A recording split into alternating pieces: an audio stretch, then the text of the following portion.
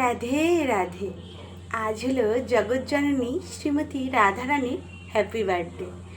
প্রথমেই দর্শন করে দিচ্ছি রাধা মাধবকে। এবারে আপনাদেরকে আজকে ভোগে কী কী নিবেদন করেছি মহাপ্রসাদ দর্শন করাবো।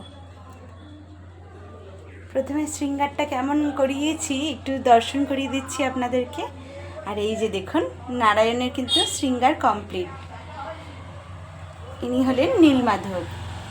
আর এখানে মাতা লক্ষ্মী দেবী নারায়ণ আছেন, আর এখানে আছেন মাতা পার্বতী দেবী। যদিও ফুলে কিন্তু মায়ের মুখটা একটু চাপা পড়ে গেছে, যে ঠিক করে দিলাম। এখানে আছেন জগৎগুরু শ্রীল প্রভুপাদ, আর এখানে আছেন নৃসিংহ ভগবান। আর চলুন আপনাদের ভোগ দর্শন করাই। প্রথমেই আছে গরম গরম সাদা অন্ন, গন্ধরাজ লেবু, ভেজ ডাল, আর এটা আছে বেগুন মাখা, ধনেপাতা দিয়ে বেগুন মাখা, পরমান্ন, আর আপেল আছে। এখানে আছে স্যালাডে আছে শসা আর গাজর। আর রাধারানীর সবথেকে প্রিয় হচ্ছে গাঁঠি কচু, তার সবজি করেছি।